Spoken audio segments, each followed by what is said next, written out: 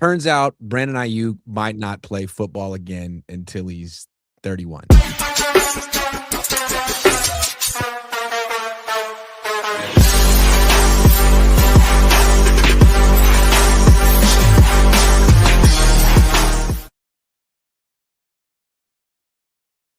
To LaCohn and LaRocca, sponsored by Prize Picks. Prize Picks is back, baby. We'll be making those picks today, setting lineups like only me and Tyler can. Hell yeah. The title of the show is The Niners Could Hold On to Brandon Aiyuk for 3 more years. Let's start there. We're not going to only talk about Brandon Aiyuk today, but this is it's news. And it concerns more than just the 49ers. The Washington Commanders and their fans are interested, and maybe Brandon Ayuk's family. So Kyle, I asked Kyle at the owners' meetings, what's up with Brandon? How long is this going to last? And he said, I don't, no set date. No set date. Definitely don't want to cut him. Want to get something for him. Jed York said the same thing. He might even be on the team this year. It seems pretty clear the Niners aren't going to cut him, or they want us to think they're not going to cut him. Yeah. They trade him, but we don't know for how much. Here's Dante Whitner's theory as to what the Niners are thinking on this one. He's very good at the whole media thing. And he doesn't work for NBC Sports Bay Area anymore, so he's very unfiltered, and I like it. Here's what Jay York, you're trying to save face. It's been reported that they want nothing to do with Brandon Aiyuk, so why would a team come and take on his contract and give you a 7th-round draft pick in exchange? It's almost like, okay, we do want to keep him. Maybe there's some value here. Come and give us a 6th, 7th-round pick. When I look at Kyle Shanahan is to the point of almost, he hates Brandon Aiyuk. He has so much disdain for the guy. And when I sit back and watch this, I look at the words. When you really respect somebody, you'll say their name. He responded to that question. He said, do you expect to get something in return for Brandon Aiyuk? He said, we expect to get something in return for it. Like, you're not even a human. You're like a creature. It. Brandon Aiyuk quit on the team. I understand why Kyle Shanahan feels the way that he feels. You fucked us over, Brandon. So now we're going to fuck you over. We're going to hold on to your rights for as long as possible to make it damn near impossible to play. That's what's going to happen. They don't really care about a 7th-round draft pick. It's about proving that you're not more powerful than the league, and that's what's going to happen. And then Aiyuk is probably going to be in trouble when it comes to his career with the way that the 49ers are handling it right now. That's the most gangster shit I've ever heard. And that's coming from someone who played for the Yorks and knows how the league works. And that to me really sounds like it has the ring of truth. Do they care about a 6th or 7th round pick? I mean, it would help them save face a little bit. But the ultimate way to save face is to make sure that Brandon Aiyuk never plays football again. If he goes to Washington and plays well, they're in trouble. But he's under contract for 3 more years. And if he doesn't show up, they could put him back on that reserve, left the squad list, and not pay him. So this is like a prolonged game of chicken that could go into 2029, and I'm excited. I'm here for it. What do you think, Tyler? I mean, Dante Whitner would know what blacklisting looks like. He was, front row seat with the Colin Kaepernick debacle. So, he's been around the block when it comes to the 49ers specifically helping the NFL blacklist a player. But I don't know, man. I think power struggle from he said, we're not going to let you win a power struggle with us. Yeah. You want to leave our team on your terms and just walk away and take the money that we paid you? We're not going to let that happen. And the league seems to be completely on the Niners side on this one. Yeah, I mean, my thing is in my opinion, if you're the Niners, I get you hate him. But wouldn't you want this distraction off your team? In my opinion, I tweeted something about this, bro, just let him go. Who cares? Why is it such a big deal that, you win this pissing contest with Brandon Aiyuk? Your whole team's, trying to move forward. Your coach wants to move forward. Everyone wants to move forward, but the Yorks, it seems like they're no, we don't want to move forward. Yeah. We gave him a lot of money. We got nothing for it. And now we're going to make his life miserable. And it's they're not breaking any rules. They're within their rights to do this. It's extremely petty and vindictive, but I'm sure Brandon is as well. I just keep coming back to how does this really help the 49ers? And if this is something that's going to hang over them for years, it's just negativity. And I still don't understand what he could have possibly done for the Niners to want to essentially end his career. Like, Yeah, okay, like he didn't like Kyle Shanahan. He didn't like this is the penalty for not liking you guys and wanting to leave. yeah, like that's my thing, right? Is like it doesn't help you at all. All it does is like everyone talks about what a class organization the 49ers are. This isn't what a class organization does. They just let you go, or they say no, we're going to try and trade him for some value. Like that's it. Like it has nothing to do with anything other than we just want to see if he has value and then cut him after the draft, which my assumption is that's probably what's going to happen is they're trying to be like, oh yeah, like we're not going to let him go. We can keep him. And then if the draft ends and they don't get anything, they'll probably just cut him. But yeah, like that's my thing is like, why? Just why? Like for such a class organization, why are you getting into a pissing contest? Like, look what the Steelers did. They're like, listen, we don't want to keep dealing with these pissing contests with George Pickens. We're just going to let you go. You can go to the Cowboys. You can look like a superstar and make us look dumb. We don't care, bro. Like we don't want to be in this. Yeah, and we don't want to sink down to your level. The Niners are clearly like showing like, look, Brandon Aiyuk was unprofessional and he's a freaking diva and he's not a team guy. He's all about himself. Like, okay, so you're acting like him now. Yeah. So because Brandon Aiyuk is a 28-year-old diva wide receiver, that means you guys as an organization are going to sink to his level and act like a 28-year-old diva wide receiver and go eye for an eye, tooth for a tooth. It just seems like it's so beneath you. Yeah. I agree.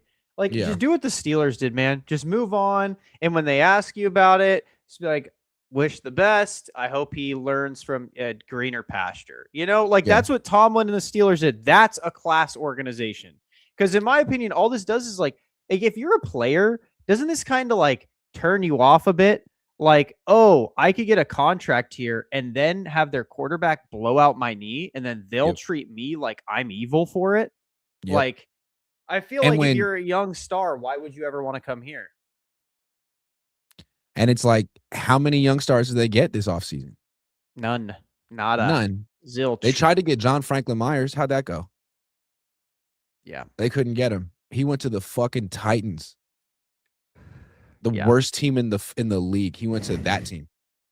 So the Niners had to trade for Osa, who we don't know how he even feels about coming to the 49ers. He might say like, damn, I might get Brandon Aiyuk if I don't have 10 sacks this year. Mm-hmm. If I get hurt and I don't do everything they say, who knows what they're going to do to me? Exactly. Like I just think it's stupid.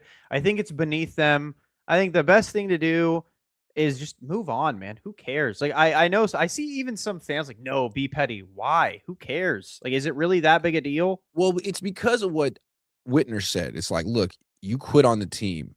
You fucked them over. Sorry, I'm pardon my French. But what I would push back on there is like, who really screwed over whom first? Was the original screwing over when he walked away from the team in like October, November? I mean, you could argue that the Niners screwed him over when they took away his guarantees in June, 3 months before the season started, acting like he wasn't going to be available to play when really he was. I mean, we just don't know who screwed over who first, and it seems like these are two immature, toxic people in a toxic relationship. And I'm not here to pick sides. And in my opinion, I think who the Niners are really mad at is Kyle. I think that's who they're mad at, and they can't take their frustration out on Kyle, so BA gets to be Kyle's punching bag. Because like, we wanted to trade the dude, we had a deal done, and then you came barging in to save this dude that ended up quitting on us. Like I agree with that, and I also feel like Kyle's passing that on to Brandon. It's like, look, man, oh, for sure, I drafted you, I got you paid, I advocated for you, even though deep down I didn't like you, and this is what you do to me, man. You make me look like a freaking idiot. Mm-hmm. You make me look like an idiot in front of the team, the fans, the league. So guess what, man? Now I feel vindictive to you. Yeah. Like now that I've heard this stuff, I heard Chris Sims talk about this. He's Kyle Shanahan's right-hand man. It seems to me that the Niners are way pettier than we realize in this situation. And if they had to keep him on the team and keep this black cloud of negativity hanging around them, they don't mind. They don't care. I think we can see that. Like they've shown the Yorks have shown they're petty. Look what they did to Harbaugh. Look what they did to Cap. Like they've done this, you know, like over and over and over. Like they're a petty group. They just are. They're just they don't. If Aiyuk never played again in the NFL, I don't think the Niners would be upset about that. In fact, I think that might be their best case scenario. You never play again, and every other player sees the consequences of crossing us. If you cross us, your career is over. Who else wants to try? And I'm going to say something else. Juwan Jennings didn't go full Aiyuk, but he sort of did hold out. He didn't say he held out, but he requested a trade, and then he didn't do training camp, and then he yelled at Kyle in front of the cameras, and he was essentially a malcontent all year. He's not signed either. Mm-hmm. I wonder what the Niners said behind closed doors of teams that are interested in him, because it seems like he's been blacklisted too. Yeah. And my thing is, if I was BA at this point, I just start airing it out. I just air it out. I'd be like, they're holding me hostage because they're mad because this happened. Like, bro, He just will get in front of eventually. it. I know he will. eventually. I'm sure he will. Especially when that. And I check wonder if the starts running dry. NFLPA will step in eventually too. Like, all right, enough's enough, guys. This is cruel and unusual punishment. That's what I'm saying. I have a feeling. My assumption is the Niners are going to basically play chicken with the Commanders. Be like, I'll trade him to Cleveland for a 7th. And then the Commanders will step in and offer a 6th or a 7th. If not, I think that's when the NFLPA would step in. Like, if the Niners drag this out to camp and still we're not releasing him, or like, and Washington's like, yo, we did offer a 7th, and they won't trade him. Yeah, like, I think that's when the NFLPA would be like, yo, come on, guys, like, this is ridiculous. What is this? I'm not so sure that Washington will offer something. I mean, it's not just that you're trading for the contract, so you don't want to pay Brandon Aiyuk that contract. You want him to. Okay, so thinking of it this way, right? Couldn't BA just be petty back and show up, and then they have to use a roster spot on him? See, like, that would be really interesting. That's what I would do if I was BA. You want me to stay here? All right, I'm here. I'm in the meetings. Yeah, I would just go. What are you gonna do? I'd show up. I would Maybe. be like, oh, my knees hurt. But you need to keep me on the roster, or you can let me go. Put me on practice squad. Is that not what he did last year? I don't know what he did last year. I don't know what he did. Did he do that? Did he's like, I'm here, but my knee hurts, or I'm here and I want to play? Well, I think what happened was they took away his guarantees in June, and he was like, I'm here, but I'm not here to play for you. See, that's why I can't say that he screwed him over by leaving the team. Like, you took away his guarantees. You were within your rights to do so. He's not fighting it. But then to say that he screwed you over by not playing after you took away, what did you expect? Yeah. When you took away the guarantees, that was the end of the relationship. And to act like he somehow betrayed you because he didn't play after that. But if you wanted him to play, you would have made an exception for whatever the hell he did wrong. Yeah. And not take away the guarantees. You would have been like, here goes Brandon again, playing by his own rules, thumbing his nose at our organization. But you know what? God damn it, we need him. And he's a competitor. And he's going to come back and he's going to make the difference in week 18. He's going to be on the field and we're going to score 14 and we're going to beat Seattle and it's all going to be worth it. No, you didn't want to do that. You wanted to save some money and make a statement and win a power struggle. So, I mean, it's kind of like what happened to Jimmy, right? Who? In You the screwed over NFC yourself is what you did. In the NFC Championship game, I think that's why, they don't mess with Jimmy that much because they knew he could have came back, but then they had to play with Josh Johnson when Purdy got hurt. I think if I was BA, just do the same thing. I'd be like, all right, if you guys want me to use a roster spot, I'll come and use a roster spot. I'm not going to play for you, but I'll use a roster spot. You can't put me on the reserve. Yeah, you can't put me on the reserve left squad list. I feel like that is the final move. If the Niners are real petty and keep him all off season, BA can just show up and be like, all right, hey, I'm here. Yep. Or if you don't want to do that, trade me to Washington. Yeah, I'd be like, you're not voiding nothing this time. I'll be right here. I just want to say something, and I got to be careful here because this was from the NFL annual meeting. They have like a reception, it's like a cocktail party. And it's not like a media event, so you're not supposed to say what people said there. Okay, but I feel like I can say what I saw because I don't even know what they were talking about. But all I know is I saw Adam Peters hanging out with Kyle Shanahan the whole night, dude. The whole night, before dinner, at dinner, after dinner. I don't know what they were talking about. Maybe they were talking about fantasy football. Maybe they were talking about golf. But what do you think? I think they were talking about firing Dan Quinn. You think Adam was like, come on, man. Can you just cut him? Cut him? No, I think what do Adam do, man? I think Adam Peters was saying, bro, I got Jaden Daniels. You're here with Brock Purdy. Like, come on. I'll fire Dan Quinn after this year. Come on. Don't sign an extension. You haven't signed an extension. See, that's what I thought. When I first saw them talking about it, I was like, man, he's trying to get Kyle to Washington. That's what I'm saying. That's what I think. And then I told my guy, Noah Strackbean, who covers the Steelers for SI. And I told him I saw it, and he was like, oh, boom, the Aiyuk trade's happening in a week. I was like, oh, that's an interesting interpretation as But I well. don't think so. know. Why would Adam Peters want? Are they just best friends? It felt like, man, I feel Adam, like you're they not on the wouldn't- Niners anymore. Yeah, You're I a feel like they Washington would. Commander. I feel like they would. It kind of transitions into one of our topics we were going to talk about, like who's actually running the team, because Jed pretty much admitted he has nothing to do with the Niners, anyways. So like maybe they're talking trades, but like in my opinion, bro, if he's just talking to Kyle, he's like, "You want to come to Well, Washington?" hold on. It wasn't just that. Adam Peters was talking to Kyle. He was hanging out with Kyle and Chris Sims, and then he had dinner with Kyle, and then afterwards, they were all hanging out with like Al Guido and Jed York Oh, and okay, Chris okay. Sims. Maybe they're gonna You would've fire thought that John Adam for Peters Adam. was on. You would have thought that Adam Peters was the Niners general manager because John Lynch was nowhere to be seen at this party. Couldn't find him. Wasn't Well, he's there. probably getting his Maybe- Amazon. Maybe I deal. missed him. But there He's was this probably- whole scrum for like an hour, and it was the Niners plus Adam Peters. Well, So I think it's pretty obvious John is gone after this year. Like, I don't know. I feel like that part's pretty obvious. And so maybe it's the other way. Maybe they're like, Adam, just come back, bro. Like, we're gonna get rid of John this year. Yeah, Come they're on gonna back. fire you in Washington, and once they do, like Kwesi got fired in Minnesota. Come on back here. Like, I don't know. Like, that is weird though, huh? It was weird.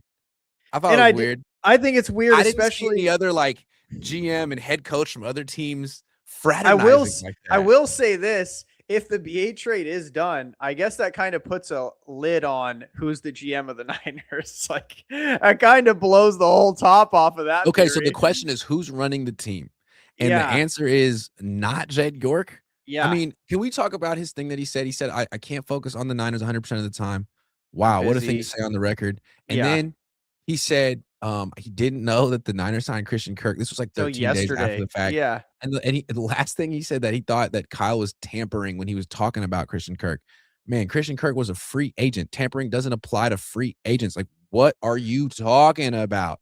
So Yeah. if it ain't Jed, who's running this franchise? So that's my question. I was very curious about what you think about this, because I don't know, because John and Kyle, I mean, actually no, because they have been more aggressive this year. So maybe they got given the power back because Jed's like, bro, I'm Because just they had a focused good year. on leads. Look, Yeah. man, you guys want a playoff game.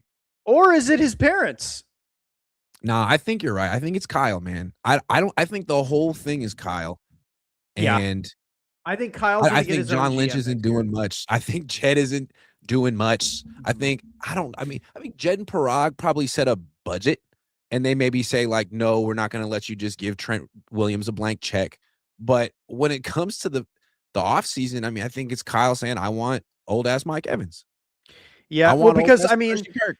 Parag's pretty much fully invested in Leeds now as well, right? Yeah. Like, yeah, He's so, like the top guy with Leeds. yeah, so he's definitely not the decision maker in the Niners. Jed's definitely not a decision maker in the Niners. I feel like Jed's parents are just like at this point, like, you guys suck. I don't care. So it's like, it's definitely not John. So I mean, that literally leaves Kyle. Like, oh, Okay. actually, I have a question. Do you think Kyle would ever bring in his dad to be the GM? No, I don't think his dad Okay. wants to be in a position where he can get fired or like scrutinized. I don't think he needs money. Mm. I think he's like I think he's working for the Niners, but unofficially. Oh, I do you think he's think like they in would, the background. He's do you the think deep they'd- state of the do you think they'd 49ers. even get a GM? Or would they just let Kyle take it? Like, Kyle's absorbing the Yeah, man, responsibility. they'll have someone else, but it's still Kwesi? going to be always Kyle's team if he's here. Kwesi. It could be Kwesi, it could be freaking. I feel like Kyle's Adam gonna Peters. stay though. It's like, it's always such- going to be Kyle. I feel like there's no other job Kyle would want, right? Like, you're in beautiful California, Santa Clara, California. Like, you have a premier organization behind you that you have full And control you have ultimate over. power. Yeah, that's what I'm saying. The Like, you have owner full wants to be control. your friend. The GM is your subordinate. Like, it's his. He's the king of the Niners in a way that McVay isn't even the king of the Rams. Yeah, McVay has to answer to less. Les Snead. Yeah, They actually have like a chain of command over there. That owner over there is really powerful. McVay's great, but he's not the most powerful person in the organization. He's not running the Rams. Kyle Shanahan is running the 49ers. yeah.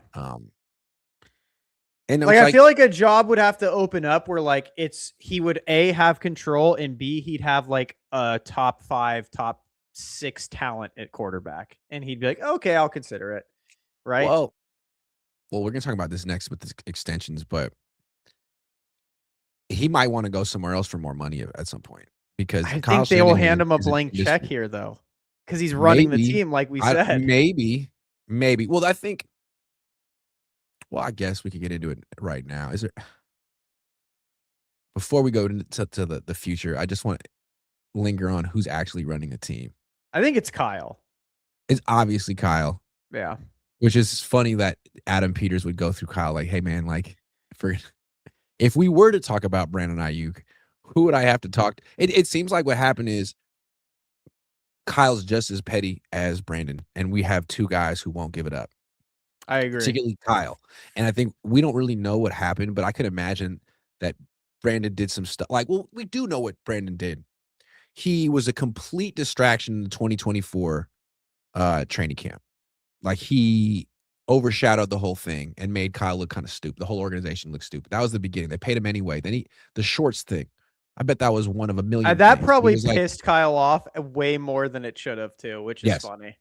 That's definitely something that would piss like Kyle off way more than it should bother him. Yes. And he's the owner of the if he team. would do little things like that in front of the media at practice, don't you think that there might be little things or maybe bigger things that Brandon might do, like in team meetings? Oh, for sure. I don't think little comments. Brandon, I don't think Brandon was 100% innocent, but anyone acting like the Niners aren't being like weirdos about this is completely. I'm just trying to say that whatever he did pushed Kyle's buttons to such a degree that Kyle's never going to let it go. Oh, I mean, I'm sure we have what we have right now. I have a feeling the injury is what set Brandon off. Like, I think when he got hurt, and I think that is what my assumption is that probably catapulted Brandon's immaturity. Like, I'll just call it that. I think that might have catapulted Brandon's immaturity because you never heard him talking about Purdy after that. You never heard him talking about Kyle after that. Like, he used to be their biggest champion. Yeah. And then he just went radio silent after that injury. And I think genuinely, I think that kind of just set him off. Like, well, I think it was the Super Bowl. It was the Super Bowl, man. He was sure. I'm saying that was the straw. That was the straw that broke the camel's back. I'm sure. Yeah, he is pissed about Super Bowl, and he is probably like blaming Kyle, throwing digs at it. Like, do you remember before the Super Bowl? This was before everything went bad and they lost, and he was frozen out of the game. I went up to Aiyuk, Debo, and Trent at the Super Bowl, and I asked him, like, "What could you describe your relationship with Kyle?" And Trent and Debo both like, "Man, it's just transcend sports. Like, this is a guy I'm going to be friends with for life. We talk all the time, and not just about sports. Like, it's way different than most of my relationship with coaches." That's what they both said. Bosa said that too. Then Aiyuk said, "I said, what's your relationship like with Kyle?" He said, "It's different." That was before the Super Bowl. It's different. Yeah. So it seems like you're either in or you're out with Kyle. It seems like you love him or you guys are just like, you're like oil and water. You guys just are not meshing no matter how much you try and force it. And I think that's what happened with BA. I think Kyle's last ditch effort to try and like be like, all right, BA, you're my boy, was saying, all right, let's not trade you. We're keeping you. Like, you're our boy. But then I think what happened was immediately after that, they went back to business as usual. Kyle started treating him the same. I think Brandon was like, wait, I thought I was going to be your boy. And now you're treating me the same way you treated me before I was signed. And I wanted special treatment. And he never got it. And it pissed him off. I think if you're cool to Kyle's face, he'll like you. If you're nice to him, if you make him feel like you want to be his friend, he'll like you. If you go head up with Kyle, I mean, he's got a dark side. Kyle seems like the kind of guy that does it. Like, I feel that's what I'm saying. Like, I think the shorts thing was like, why are you challenging me? You think you're the boss here? You think you're more That's what important? This is all about. Yeah. And like, that was a small challenge. Like, Brandon has challenged the whole organization in a very brazen way that actually makes me respect him in a certain way. And they're going to crush him in front of us. If they can prevent him from ever playing football again, they will. That's how. And it, like what Dante said, it's not about getting a 7th round pick. It's about showing him and the world that they win the power struggle. So but they could say, you know what, actually, he's so good, we want a 3rd-round pick for him because we really don't want him to play. We don't want to pick. We don't want him to play ever again. I don't know. And you know what? Maybe Niner fans are like, good. Who cares? Let me ask you this. This was so interesting. Someone asked Jed York at the owners' meetings, so are John and Kyle going to get extensions soon? Oh, yeah. And the answer was so classic Jed. He made it seem like the answer was yes, but he didn't say yes. He's like, oh, man. Could have said, yeah, like that's a formality. Oh, we're in the process. You know, like we're negotiating that right now. He said, oh, man, like I don't even know how much time they have left on their contracts. I think Kyle has 3 years left. I think John has 2 years left, but I don't know. I haven't even thought about it. They've been here so long, and I want them to be here longer, and they will. That's all he said. It's like, well, if they're here for 2 and 3 years more each, then that is longer, but you didn't say you want to give them extensions. What do you think? Are they going to get extensions this offseason, or will one get one? How do you think the Niners are going to handle this? The way he seemed to kind of gush over Kyle a little bit more. Like he was like, oh, Kyle's like, yeah, I'm never letting him go. Like he was like saying stuff like that. Like, I never want Kyle to go. And they're like, he's like, yeah, and John too. Like, it seems like John's gone. I think this is John's last year, at least as GM. I think he could be maybe president of football ops or something like that, something front facing where he can keep, you know, because he's a great talker. He's great at, you know, keeping the peace when it seems chaotic. So I think he could be there, but there's no way he's the GM after this year. I would be so shocked if he was the GM after this year, unless he absolutely murdered this draft. Like, he's so clearly like the next in line to be the scapegoat. It's not going to be Raheem Morris. Yeah, no, he is cooked. If they somehow do worse this year than last year, the draft is key. Yeah, they're going to fire John, and they're going to be like, well, I mean, it's really hard to do it when you haven't been picking starters in the draft. Yeah, John's invaluable to this organization. We just needed to bring in someone with a little bit more of a personnel background. But of course, we want to keep John. Yep. And he's going to be, we're giving him a promotion. Yep. I completely agree. I think he's very much on the hot seat, John. Yeah. I don't think he will be GM next year. I would be actually willing to put money on him not being a general manager for the Niners next year. Whether that's a promotion, because that's how people will defend it when I say, I told you he was going to get fired. Like, he didn't get fired. He got promoted. I'm like, okay. Now, Kyle's interesting because you got to look at the history of the Yorks. Kyle saved them from the Jim Harbaugh debacle. Like, if Kyle didn't exist, they'd still be getting roasted for that. And maybe, who knows, like maybe they would have still deserve to get roasted for it. Like, Harbaugh's in the NFL right now. He won 11 games last year. He's going to win at least 11 this year. Like, he's still going to be winning. He's got a good team. He's in the state. And so if they get rid of Kyle and they replace him with, you know, the next Jim Tom Sula, they're right back where they were 10 years ago. And that was a very scary time for the franchise where they weren't filling up that awful stadium. They don't want that anymore. Like, they kind of feel like the Kyle Shanahan era is successful for them because it put the Jim Harbaugh stuff behind him. So there's that reason to feel like Kyle could be here forever. On the other hand, the Yorks are kind of cheap, in my opinion. They try to act like they're not, but I feel like they cheap out in certain ways. And Kyle's profile is only growing. He's going to only ask for more and more money. And if he gets to year 13 here and he doesn't have a Super Bowl win, and he wants to be the highest paid coach in the NFL. After this year, he'll be 13 years as our head coach. No. I'm saying, like, if he really does have, like, 3 years left on his contract. Yeah. At the end of it, if they don't give him an extension, they could be like, well, we tried to give him an extension. It's just that he wanted more money, and it didn't seem fair or right. So, like, he's greedy, and he left. I could see it, like, going like that. They're never going to fire him, ever. No.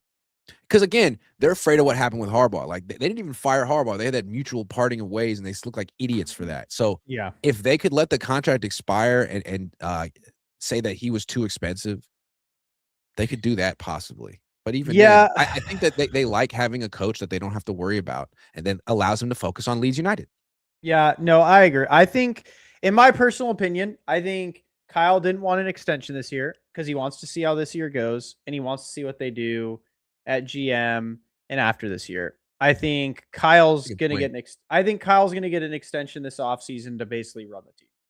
And but yeah, I mean, maybe Kyle's looking at it like, man, if you're going to stick with John Lynch and Brock Purdy, then maybe I'd rather leave. I mean, they want me. I mean, I could go to Washington right now. They would fire Dan Quinn tomorrow. I have a great relationship with Adam Quinn. I could go coach freaking Jaden Daniels. I genuinely think probably 28 teams would fire their head coach for Kyle right How now. funny would it be if Kyle went to the Washington Commanders to be their coach after the Commanders trade for Brandon Aiyuk, and then Kyle goes over there and sits him and benches him? How funny would it be if Kyle went over to coach the Eagles and won like 5 rings for them? With Howie Roseman. It was like, this is what I can do with a real GM. This is what I was telling you guys for years in San Francisco, but you didn't want to listen. Kyle would rather coach Curtis Rourke than Jalen Hurts. Oh, yeah, they'd get rid of him for Kyle for sure. They're already talking about it. You didn't see all the news today? But yeah, I think Kyle's the reason they don't have an extension done right now. I think he's waiting. That's my assumption, is he's waiting. I think John's cooked. I don't think he's going to be the GM anymore. I think he's done for. Again, I think he likes the Niners organization because he has complete authority and power, and I don't know that he would get that everywhere else. And he gets a lot of money. But if he's stuck with Brandon and John Lynch, if he's stuck with Brock and John Lynch long term, and he feels like he can't get it done because of them, who knows? Yeah. Also, he's probably going to want 20. How much did John Harbaugh get? He's probably going to want 20, 25 million. Yeah, he's going to want to be the highest paid coach in the league. I think they'll give it to him too. But at a certain point, though, don't they look complacent if they keep extending a guy who can't win a Super Bowl? At a certain point. I mean, they haven't won a Super Bowl without him in however long. So yeah, you had that's Jim what I Harbaugh. like about this ownership group is like they've gotten to the precipice a few times where it's like, all right, man, you're right there. And if you clearly don't have what it takes, there's something off in your formula. If you could just make one tweak, you might win. And the Niners constantly are afraid. They're like, because the one time they tried to tweak the formula, they fired Harbaugh and it blew up in their faces. So now when they get there, they're like, oh, like we got to just stay the course and we got to tell ourselves that we do have the Super Bowl winning formula. It's just that Nick Bosa got held and that's not fair. Yeah. And we'll win one eventually if we change nothing. That's been their attitude for 7 or 8 years. We will win one eventually if we change nothing. I think my biggest thing is, I said it last year, they should have let Kyle go for Ben Johnson. You only should let a coach like of Kyle's pedigree go when there is an elite prospect, right? Kyle didn't win last year. I think would have been his 9th, because this year was his 10th year as a Niners coach, right? Mm-hmm. Okay, so yeah, last year would have been 9 years with nothing. You got super close. And it's one of those things where like the chances of a coach winning a Super Bowl after 7 years is like absolutely none if they haven't won. So it's like, that was the perfect time. Like, it's just not working out. We both could use we both could use a fresh start. And then you have Ben Johnson, who is like a elite level head coaching prospect, not someone like Tom Sula. Tom Sula was never considered a good head coaching prospect. And so it's like, you could have done it. Now you're screwed, because now there aren't any elite head coaching prospects out there anymore. So now you're stuck with Kyle, because Kyle's the best thing you're going to get.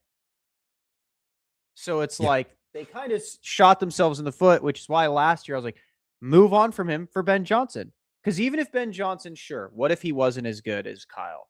Well, at least you tried, and at least you swung on an elite prospect. You didn't swing on like a Jim Tom Sula or a Forrester or a Kursorek, Korsorek, however you say his last name. Kosaric.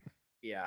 Or you could have fired him and kept Robert Saleh and kept pretty much the whole, Yeah, I mean, I don't know if I like Saleh without Kyle. His offense in the way he folded, that could have been an ownership thing, but the way he folded to Nathaniel Hackett and Aaron Rodgers in New York scares me. That was bad. I wouldn't want that. Kyle would never. I'm just fold when people talk about Kyle, it's like, well, Kyle's a genius. Kyle's a genius. Kyle's a genius. In football terms, he really might be. For sure. But that's not the question with Kyle. Yeah. The reason he lost those Super Bowls isn't because he wasn't smart enough. It wasn't an issue of intellect. It wasn't an issue of football IQ. It was the dude choked. Yeah. He got nervous. He started doing stuff that was crazy out of character. Because the issue is big for him. Yeah, whenever he's winning in the second half, he stops play calling what got him there. And then I feel like that's his problem. Like Jimmy was Kyle on the field. Jimmy was great the first 3 quarters. He was confident. He was slinging. The second Kyle's confidence wavered, Jimmy was like, oh shit, maybe I shouldn't be confident. And then he sucked. Like they both did the same thing. They just mirrored each other. Their confidence fell apart at the same time. Their play fell apart at the same time. It's like Kyle does that. It's like it doesn't make sense. And it's also why the Niners, like I think outside of this year, could never make comebacks because Kyle's like, shoot. Okay, let's just go air raid. Just throw it every single play. It's like, bro, If he were such a genius, though, he would have like some wins when he was down 8 going into the fourth quarter. and he would have I'm sorry. Greg. To me, I just feel like at this point, he's so like we know exactly. He's been figured out. Yeah. Was he good? Yes. Is he as good as he was 4 years ago? No. There are some defensive coaches in the league that have his freaking number, and he hasn't evolved at all. Bro, Mike McDonald has him in a straight up chokehold. Kyle might leave purely. Actually, if they go 0-2 to the Seahawks, Kyle's not signing an extension. He's going to run away from Mike McDonald.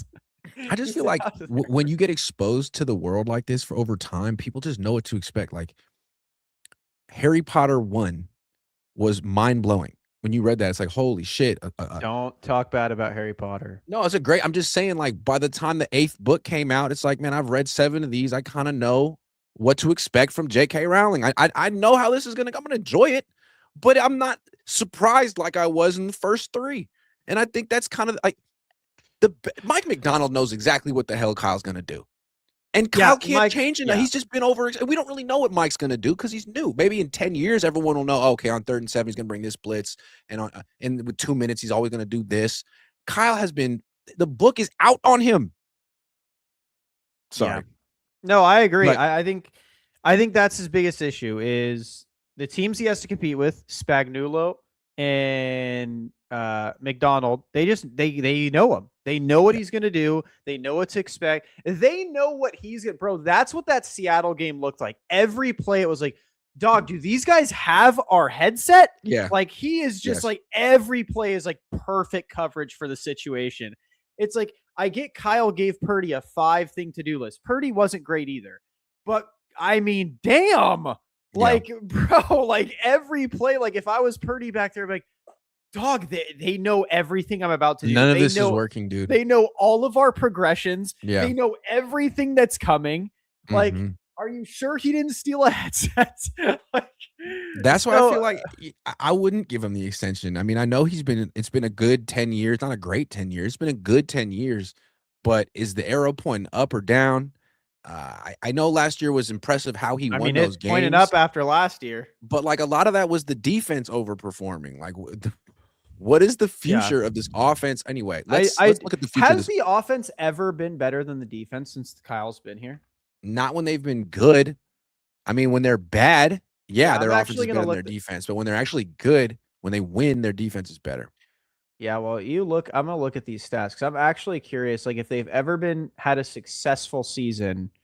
Like, let me see. So last year, it doesn't have the rankings out. Okay, the one they lost the Super Bowl.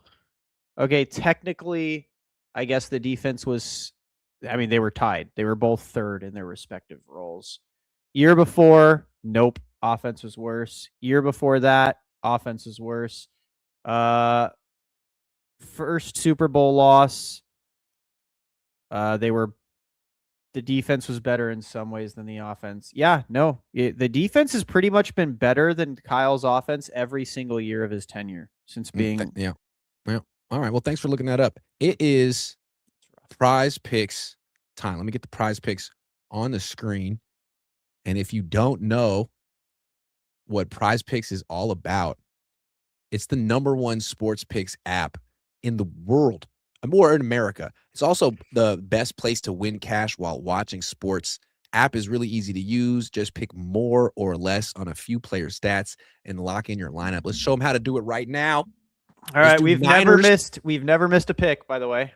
Oh no, we miss picks all the time, but we're very confident in our. We've never missed with our confidence, but we do. We've had times we've gotten most of them right. You changed your code. Yeah, it's now code HMA. How about that? What's that stand for? Because I'm part of it. I think it stands for Hog Media Association. I'm part of the whole group. Okay. Brock Purdy, 25.5 passing touchdowns, more or less for Brock. I'm going to say less. He's going to get hurt. I can't argue with that. Brock, that's enough for Brock. That's enough for Christian. 4.5 receiving touchdowns. 9.5 Okay. rushing yards for Christian. I gotta say less again. I really don't think he's gonna be. I know. Dude, he I don't just think he got can do it 2 years in a row. 450 touches. Like, I don't know. Mike Evans, 6.5 receiving touchdowns. I'm gonna have to say yes, because he's probably gonna be their only red zone threat. He's gonna get so many red zone targets if he stays healthy. Ricky Pearsall, 775 receiving yards. What did he have last year? Like 6 something in like half a season. This year's such an if they could stay healthy here. Oh, that's rough. I'm gonna go. I was less, bullish dude. on Ricky last year, and now I'm nervous. I don't know. Yeah, I'm gonna go less. Man. I would be happily surprised if he's healthy. I don't. All right, know. let's do one more for the boys. Puka, who just entered rehab, did 1299.5 receiving yards. What do you think for Puka? Is he gonna play this year? Let's go. I think it's More. trending less. It is definitely trending less. Let's go less. Yeah, I'm gonna let's go say less. less. Yeah, I don't know Okay. if he's gonna play, man. Let's flex it. We're gonna go flex, and we're gonna that's our current lineup: Brock, Christian, Mike Evans, Ricky Pearsall, and Puka. Submit the lineup. Dang, you got cash in your Prize Picks account. What the heck? Dude, I got so much. I'm a Prize Picks vet. But I want to say, hold on, where's that? Call to. Okay, new user offer. Play 5, get $50 in lineups. If you download the app using code HMA and the link in the description, just click the little link. It's in the description. It's in the chat box. Code HMA. Play 5 gets $50 in lineups. All right. Thank you, Prize Picks. I want to ask you Thank this. you, Prize Picks. Is this a make or break year for Brock Purdy? We both feel like Kyle Shanahan is pretty much safe for a while. He's running the team as Jed York focuses on other things. Yeah, he doesn't even know who's on the team anymore. So if that's the case, and we know that Kyle freaking loves Mac Jones and didn't handpick Brock Purdy and is a bit of a quarterback polygamist, hasn't really kept a quarterback relationship going long term ever. He kind of, love bombs them early, and they go on some vacations, and then they have a couple of fights. It gets real weird. They stop talking, start sleeping in different rooms. You understand? So, I'm not really sure where Kyle is in his relationship arc with Brock. Do you think this is a make or break year for him? I mean, he missed half the year last year, and Mac did well. I'm just saying. I think it is. I think Brock Purdy, this is his last year before they start looking for another option, whether that's in the draft or extending Mac and looking for a trade partner. Because I think especially it'll be the same reason they let go of Jimmy. Like if Brock gets hurt, I think he's pretty much cooked. Yeah. If he has another tail end of last year or 2024 year, I think the same thing. It's just you can't. It's hard to keep making excuses for him. I think for most people, like obviously his fans see it differently. They'll make excuses till the end of times, but I think it's really hard to make excuses for him. Hey, Jimmy had a lot of fans at one time until he didn't.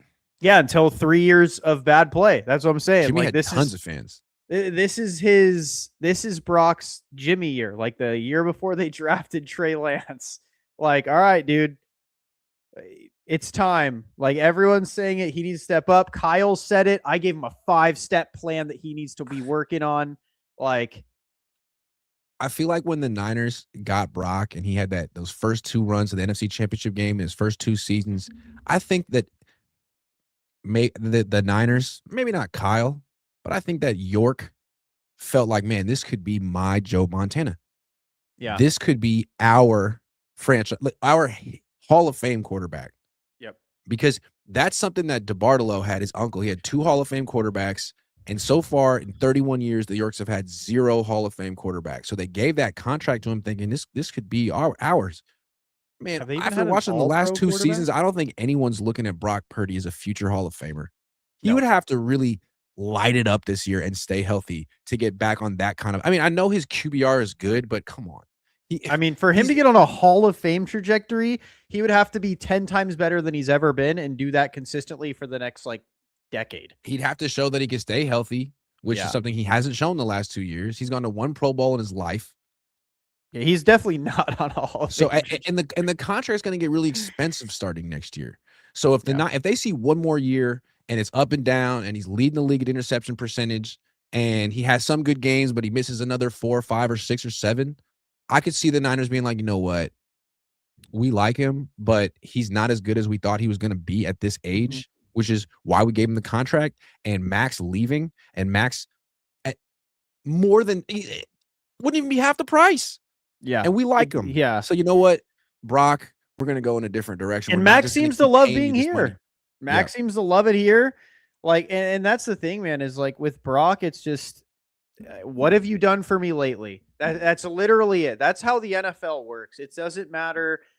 It doesn't matter how well you did your first couple years. It doesn't matter. They don't care about that anymore. Last year you went 6-11. This year you got absolutely slapped around in the playoffs. Like, slaughtered. And he got paid off potential. He was 25. Yeah. People felt like, imagine what he's going to be when he's even older and more experienced. And if it doesn't work out that way, and all it happens with more experience and more exposure to the league is more interceptions and more injuries, I could see the Niners being like, look, man, you're a good quarterback, not a great quarterback. We thought you'd be a great quarterback. That's what we're paying for. We don't like overpaying people. Ask Brandon Aiyuk. Guess what? We're ruthless.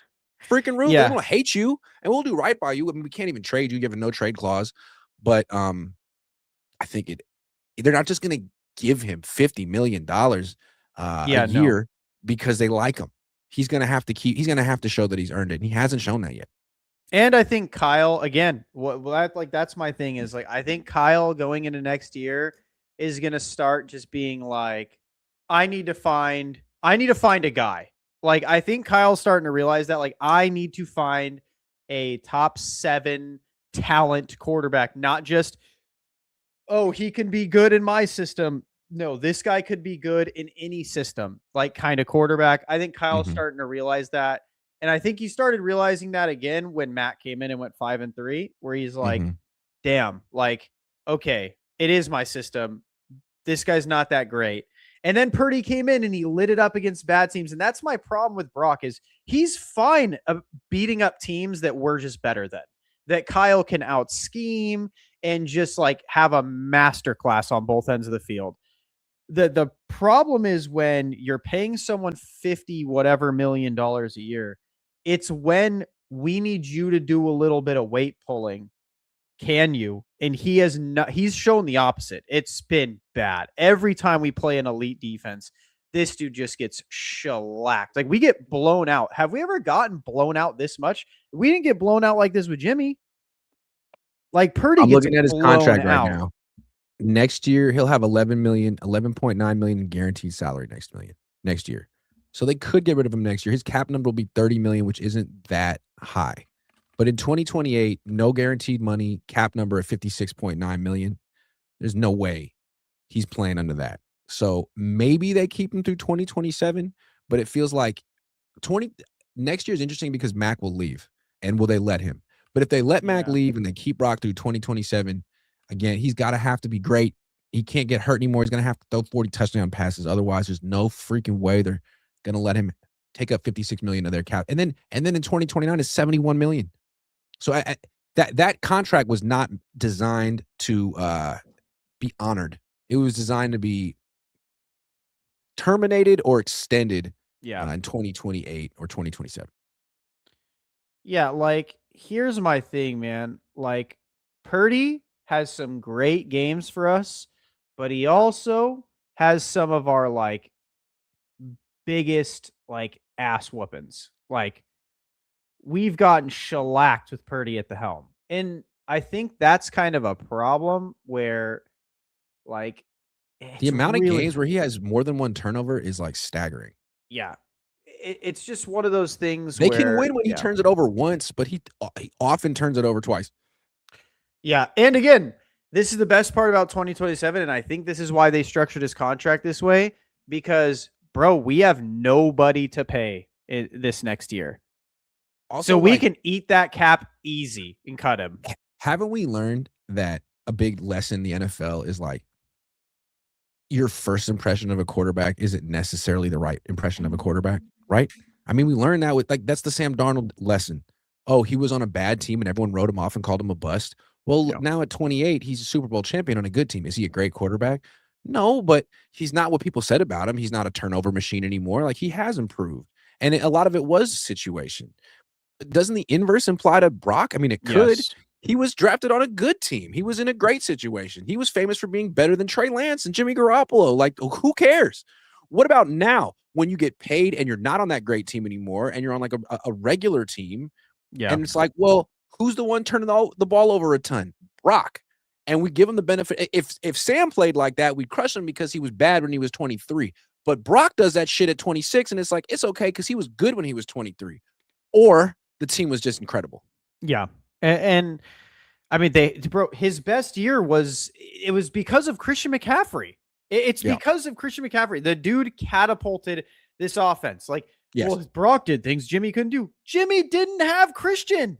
Do you know how easy Christian McCaffrey has made everyone, including Kyle's job in that building?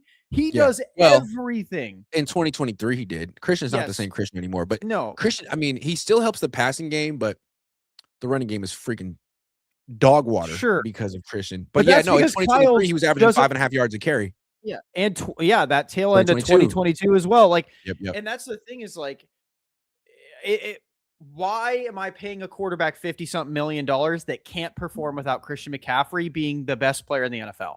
Like, period. If he's not the best player in the NFL, Brock Purdy is insignificant. He is as bad as Geno Smith. Like, he does not do anything. If Brock doesn't have a killer running game and you have to put the offense in his hands and it has to be a pass-first offense, like, remember they did that with Mac. Mac would throw like 40, 50 passes, and Kyle would be like, man, I can't believe he didn't throw any picks. We dropped him back 55 times. If you drop back Brock Purdy 55 times, he's going to throw. He's going to throw like 5-6 picks. He's going to throw multiple picks. And I agree with you, man. So I do think it's a make or break year for Brock more than Brock and John Lynch, more so than Kyle. Yeah. Let's talk about Kyle, though. He still seems to have ultimate respect around here. It seems like Jed York hasn't lost confidence in him. I mean, he's coming off a good season. And yet, where does he rank among the NFC West head coaches? Clearly, he's better. He ranks ahead of Mike LaFleur, the Cardinals coach. Yeah. So let's talk about the three that matter. Kyle, Mike McDonald, Sean McVay. I have a feeling I know where you're going to put Kyle. It's nothing personal. I like Kyle. Me and him have been having a good time together at these owners meetings and stuff. I like Kyle. He's cool to me. I got no problem with Kyle, and I have nothing personal against him. I just sort of like needling him because someone needs to do it. No one's going to do it around. Were you guys shooting the shit in Arizona? Did you guys a little golf? bit. No, I said that it would be fun if me and him went to Sedona though, and he was like, he gave me a bro hug. So maybe me and him are going to go on a little excursion to Sedona. Wouldn't it be nice?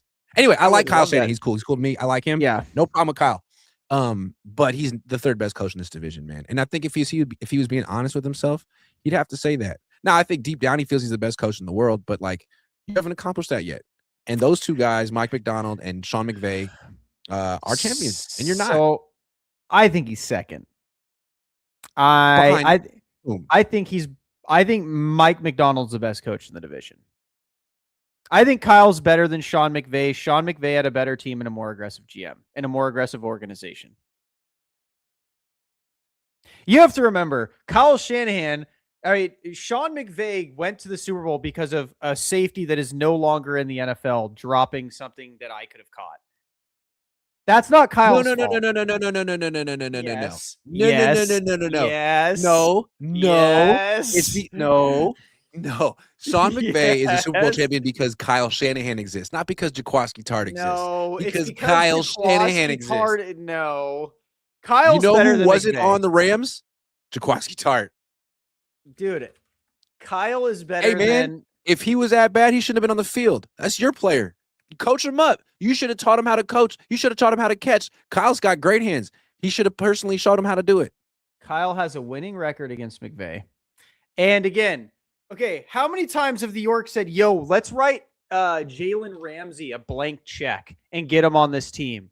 Let's write Matt Stafford a blank check. Let's make it undeniable to come to San Francisco. Not let the Rams swoop in and take him, because Kyle said, "Oh, I thought it was done."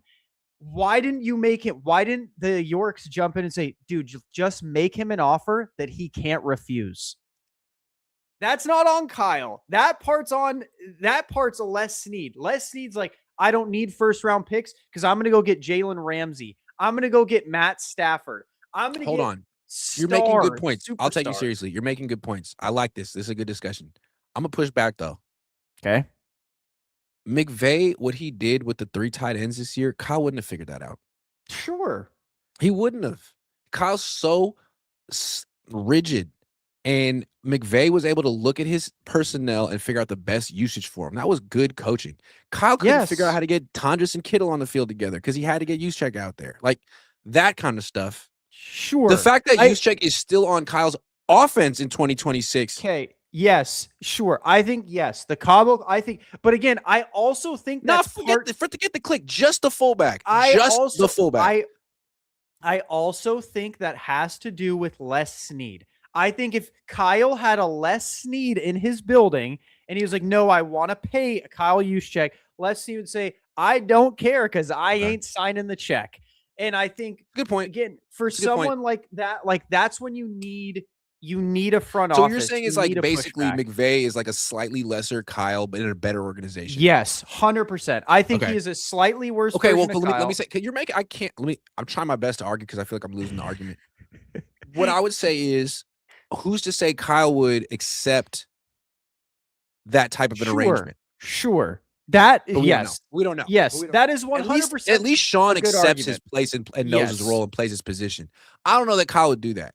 For sure. I completely agree with that. Like maybe Kyle would say, I'm not listening to no Les Snead. Yeah. But I think Les Snead, because Les Snead came in right before McVay, right? Like Les Snead came in before. I think Les Snead bought himself because he built a pretty legit team for McVay to inherit. So I think when he's been there since 2012. And he drafted Aaron Donald. Yeah. So I think when McVay came in, it was like, okay, this dude knows what he's doing. So it's smarter for me to listen. Whereas Kyle came in like, bro, they just had Balky and I got John, who isn't even a personnel guy. I kind of need to take these reins here. But again, you're right. Maybe that's why Kyle wanted to come to the Niners and not take over for the Falcons or not take over another. Well, remember, job. like it was different. You know, the Rams had a good core of players. They had Jared Goff and Todd Gurley and Aaron Donald, and they were like a win now organ. Like they were kind of underperforming. Kyle was taking over scorched earth.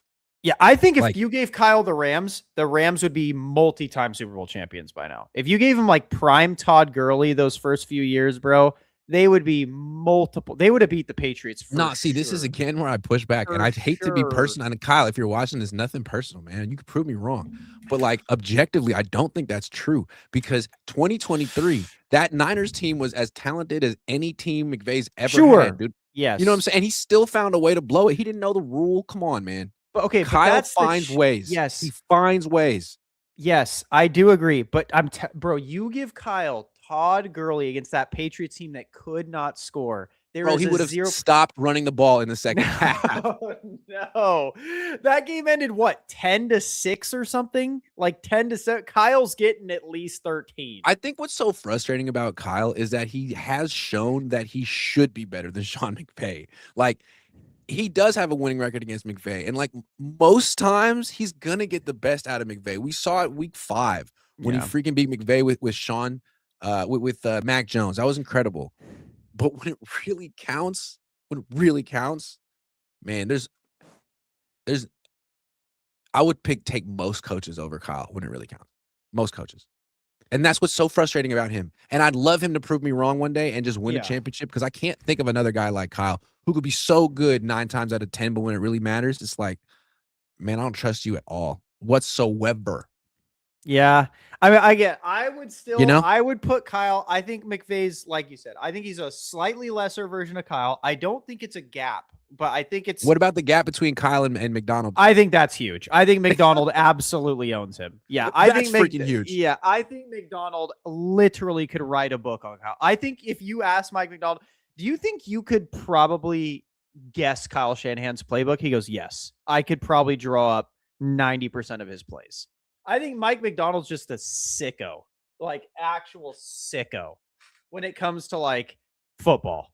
I think Kyle's that like child prodigy, like that, that guy that's like, I'm trying to think of someone that's like just super talented.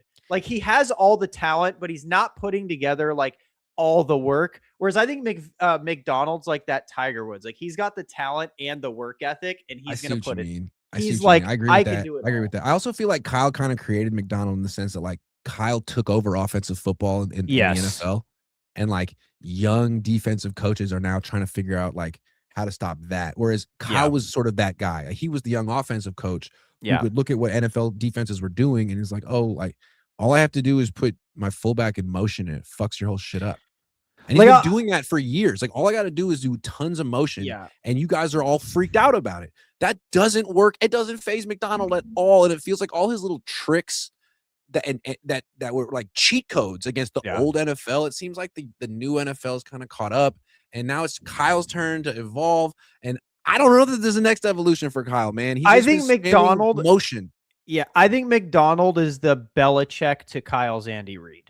Like Kyle is a genius. He can come up with anything. He can scheme against anyone. He's been doing it a long time. Once he hits that brick Belichick wall, though, that's just the one guy he cannot get past. I mean, and his only solution is to sign Mike Evans, man. Good luck. But hold on.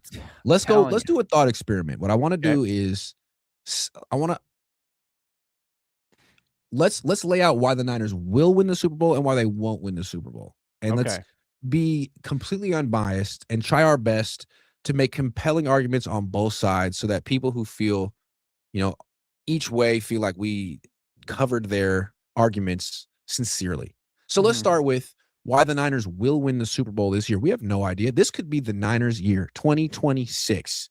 And if it is, why will it be their year? Seriously. What are all the things the Niners have going for? I'll start. It's a mediocre freaking league. It really is. And the one team that really differentiated itself last year, the Seahawks, aren't as good as they were last year. At least I think they're significantly worse. Yeah. They lost their offensive coordinator and their running back and some significant players on defense as well.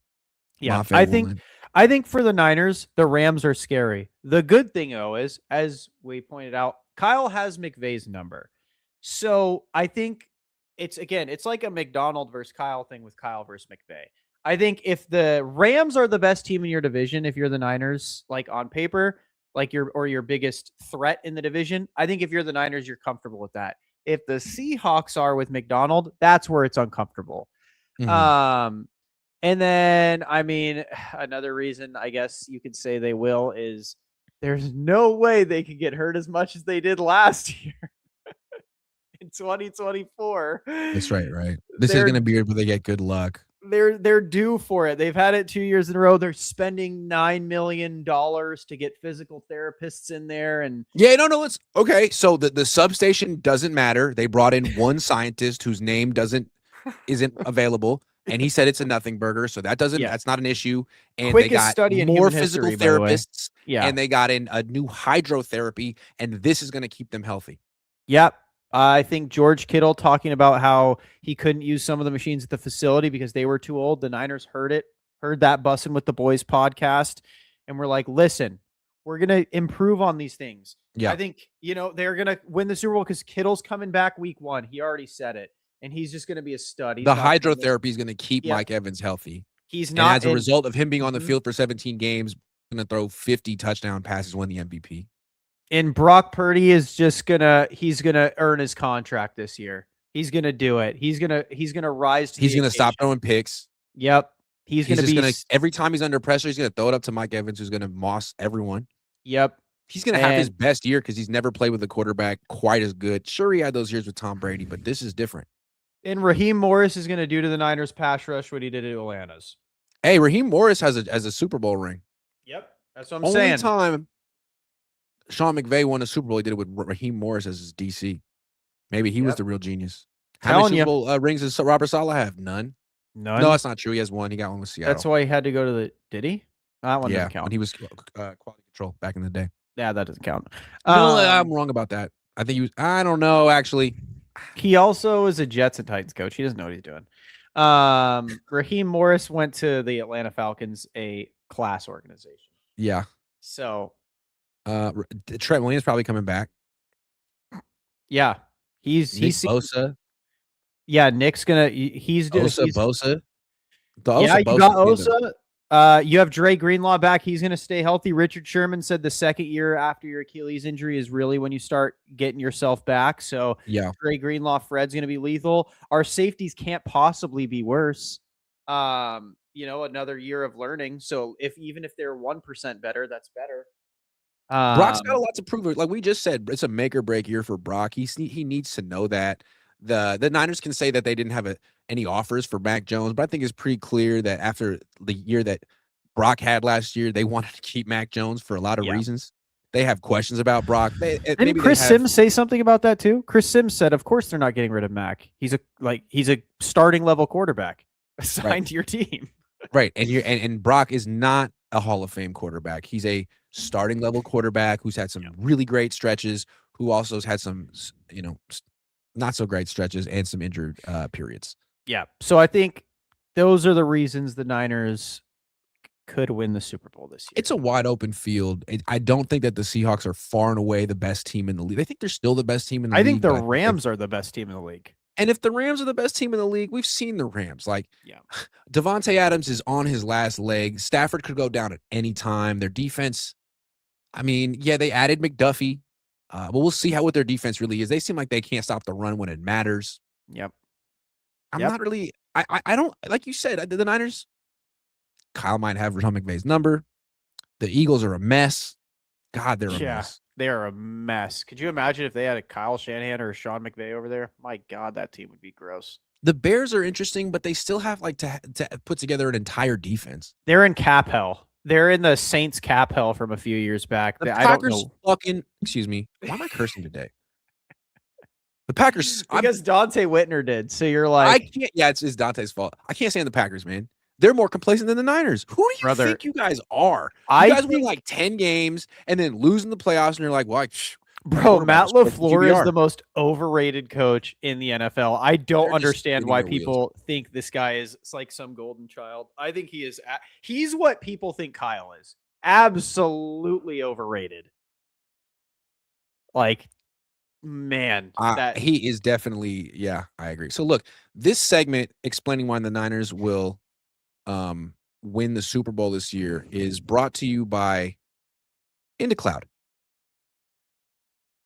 It's the Indic Cloud segment of the week. March always feels like a reset for me personally. The days are longer, calendar fills back up, and suddenly there's momentum again. In the past, I'd push straight into it. Now I'm pacing myself. One Indic Cloud soda later, and everything feels smoother, settled. I keep a zero sugar THC soda in the fridge for evenings when I want to wind down without slowing myself down.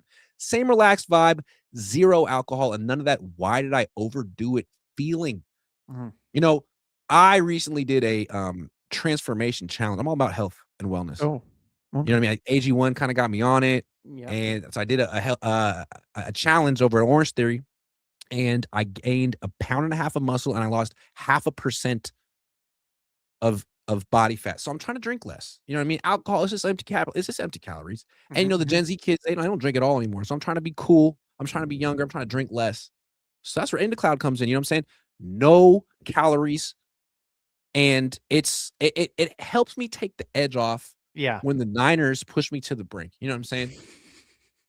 Yeah.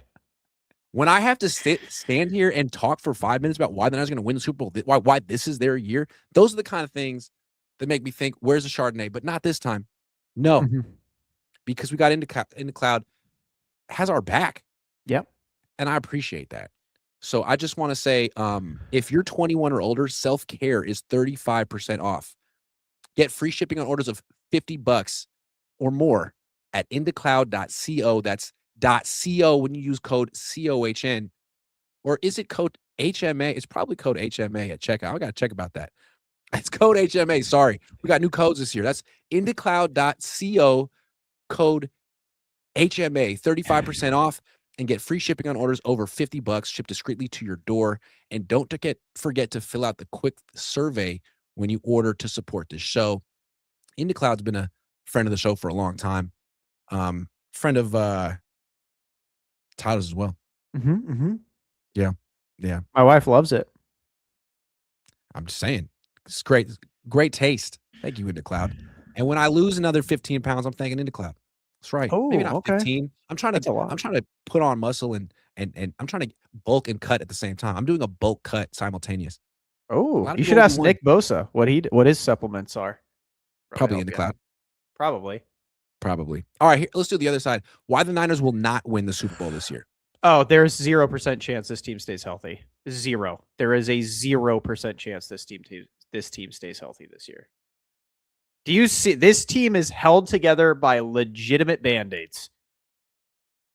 You have 2 hamstrings in Ricky and Mike Evans that are not going to last. You have Christian Kirk, who is dealing with an injury every time he gets touched. You have Brock Purdy, who's injured every 5 seconds. You have Christian McCaffrey off 450 touches. You have 40-year-old Trent Williams, George Kittle off an Achilles tear, Fred off a shattered ankle, Dre Greenlaw hasn't played in 2 years. This and Nick Bosa off his third ACL. Like, this team is cooked health-wise. Like, you got Ricky doing God knows what. Dude, if this team stays healthy, they should all buy lottery tickets because it would be an actual modern-day miracle if this team makes it to the playoffs with their starters healthy. I think there's something that's well put, by the way. There's something else too, man. Christian McCaffrey stayed healthy last year, and I still feel like he was awful. Let me talk about Christian for a second. He's complicated because he's a hell of a receiver, and he was their number 1 receiver last year. He's their slot receiver. Yeah, he was a big reason that they were so successful passing the ball with 2 quarterbacks last year. So he gets credit for that. But if he's your starting running back, your running game is going to suck, which it did last year. Yeah, because he's not. Liam Cohn was interviewed yesterday at the owners' meetings, and they're asking about what he looks for in running backs. And really, all I care about is yards after contact and rushing yards over expected. Like, what are you doing? What are you gaining? Like, that is it blocked for you? Because anyone could get the stuff that's blocked for you. So I wanted to look up based on Liam Cohn's criteria what he might think of Christian McCaffrey. Hell of a receiver, but last year he was one of the worst running backs in the league in terms of rushing yards over expected. Per attempt, he was at negative 0.5. So good. He left a half a yard on the field on average. Every time he touched, he carried the ball last year, which I think we saw that. I mean, he wasn't elusive. He wasn't breaking tackles. He would get the ball and he would get hit and he would go down. And then he would get back up, and we would give him credit for getting back up. But before that, he'd get the ball and go down. Right? Like, wow, we got back up. No doubt. But the other part of his job, he wasn't so good at. Yeah, I agree. I think I am very much in the camp they're going to draft a running back. I think they're already getting a bunch of injured dudes. You should go for Nick Singleton. Dude runs a 4.3. He's insane. He doesn't actually deal with that many injuries. He just dealt with one now. My assumption is they're going for a running back because if your running back room is Christian McCaffrey, Jordan James, and Isaac Rendo, even though they literally going to the Super Bowl. Yeah, they also already trashed Rendo. The Niners have gone to the Super Bowl twice under Kyle. Both times they had a killer running back. Yeah. In 2019, Raheem Mostert was on. I mean, he was as good as anyone. He was averaging 6 yards a carry. And then in 2023, Christian had a Hall of Fame season. He was the offensive player of the year. He's not going to do that again. He tried last year. He had an admirable effort, but it's over. And if the Niners could get a truly elite running back again, I think they absolutely could lose in the Super Bowl next year. I think they could go all the way to the Super Bowl and probably have a lead in the third quarter and blow it. I think they absolutely could do that. Yeah. We've seen them do that. But without that, it's going to be like last year at best. And if Christian gets hurt, man, this team could win 6 games. Yeah, because then they'd have a shitty passing game too. I keep cursing, and I'm so sorry. No, I'm with you. I think you could even do one bigger. Every time Kyle's been to a Super Bowl, it has been behind an elite run game. Even with the Falcons, that tandem he had with Coleman and blanking on it was really good. It was insane. Devontae Freeman. Yeah. It was really good. And then Raheem Mostert was absurd. And then Christian McCaffrey is the best player in football that year. Like you need that. The reason they couldn't do that last year, the reason you can't beat Seattle is because you can't run on them. You need Kyle's offense thrives off of, can I run the football on you? Like if he can't, his offense is really working for it. But whenever they can run, it looks easy, man. The Niners offense just looks like it is just coasting. They could do no wrong.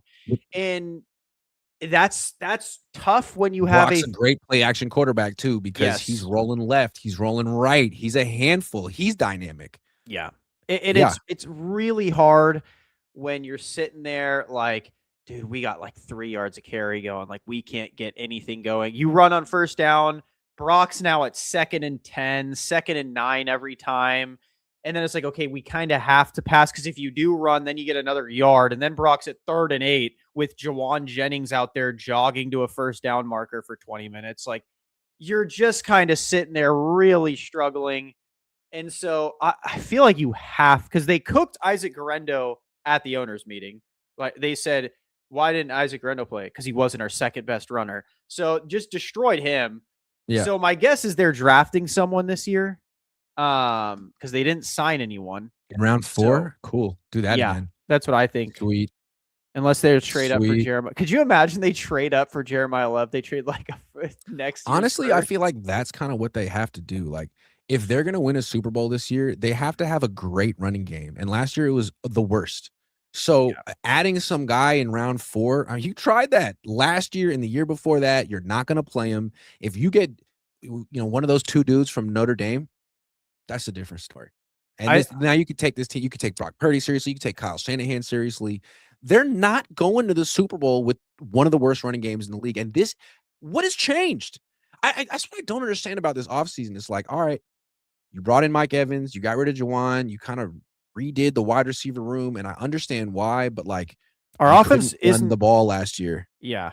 And you haven't done anything to address that. Yeah, our offense isn't better than it was last year. Like, yes, you can argue Mike Evans, is he better than Juwan? Marginally. At 33 years old, off of his worst season, off of his most injuries he's ever had, I would argue they're about similar. Mike Evans is probably better at go balls, which Brock can't throw anyways. Right. So he's not going to be that much of an upgrade to the Niners, and they don't have a back.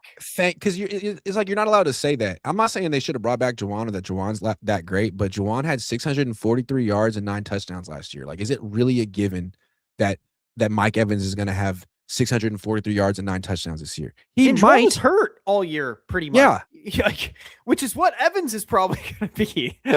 And he played through it. Yeah. And like, look at what the Chiefs did. Like they recognized they were successful when Patrick Mahomes had help in the run game. If Patrick Mahomes needs a run game, Brock Purdy needs a run game.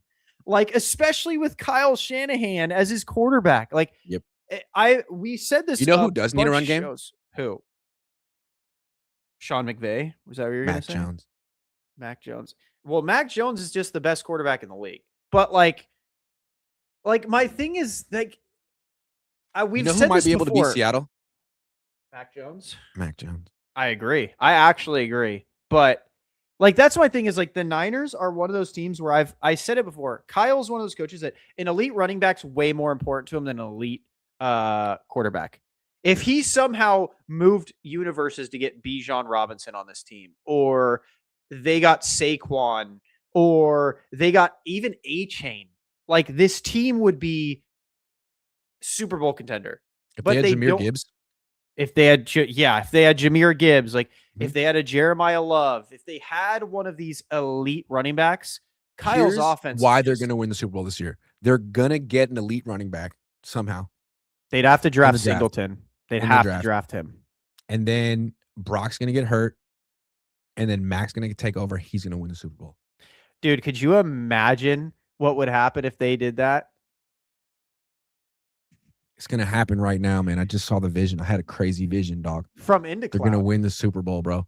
It's going to be Mac Jones and Jeremiah Love, co-MVPs of the Super Bowl.